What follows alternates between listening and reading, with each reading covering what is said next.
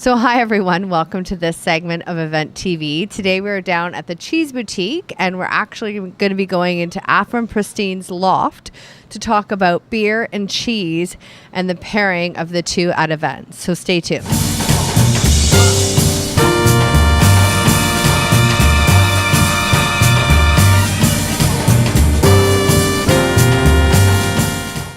So hi everyone, welcome to this segment of Event TV. I am really fortunate today to be here with Afrim Pristine, who's the cheese master of the Cheese Boutique, a place that I have been very fond of for quite some time. So today we're going to talk a little bit about the popularity of beer and cheese. So this is growing in terms of popularity. Tell me why you think this is growing.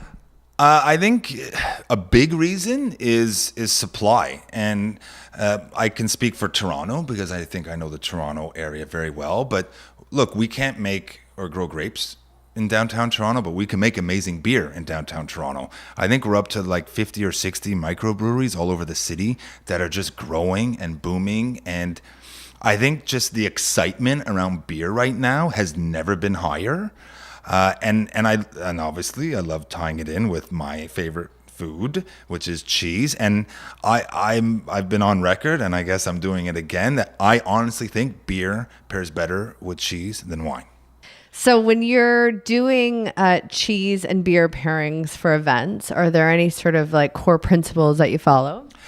Definitely. I think you kind of always want to start off with the cheese. I think starting off with kind of a good variety of cheese, and I just kind of have a few laid out here, something creamy, something goat, something firm, something blue. I think those kind of are the four different styles of cheese when you start out with good cheese, and then you can start kind of pairing it with really, really cool beers. Especially proud of the Goose Island brand beer out of Chicago, and I've just kind of really started learning more about them. It's kind of how we age cheese at the shop, and we've been doing it for so long. They age beer, and it's just kind of, I didn't even know you could age beer. And when I saw their beer aging facility in Chicago, it really blew my mind, and it just kind of got me really thinking, hey, if this product is aged and this product is aged, how about marrying them together? And when you get that perfect pairing of beer and that perfect pairing of cheese, it sings, it just hums. So how do you age your cheese? Well, so we have at the shop, totaling about 3,000 square feet, 3 different environments and climates to age different styles of cheese. So the average cheese, how long does that age for? That's hard to say. To answer your question, I think you can age cheese from 30 days up to 15 years and literally everything in between. And I think you really have to treat every piece of cheese very different because it's something called the window of opportunity, I call it, right? So you really want to have that cheese at its peak.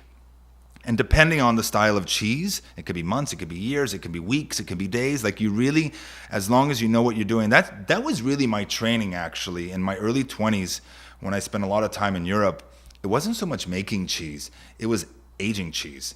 And that's kind of really what we focus here at the shop. So we're at an event and we're going to do a cheese and beer pairing. How do you see that playing out? I think the biggest thing you want to think of is don't concern yourself with your palate, but concern yourself with many different palates. And a rule I like to have is, I have a boxing analogy, okay? So you want a heavyweight kind of style of beer. So one of my favorites is the Sophie. So this is a Belgian style ale. So really like big and aromatic. You need a big aromatic cheese. If I were to pair this with something fresh like a mozzarella, you wouldn't taste that mozzarella. You taste the beer, which is great. But when you get that perfect pairing, that heavyweight and heavyweight, or lightweight and lightweight, right? Like it kind of works both ways. When you consume the cheese and then you consume that beer, and then the cheese flavor comes back a bit, that's when you know you have a great pairing. So something like the Sophie, I would pair with either the Grey Owl here from Quebec, which is a really kind of funky aromatic goat's milk cheese, or this is called Wildwood, which is almost like a Gruyere style cheese. And this, something like this and the Sophie, for example, is a perfect match.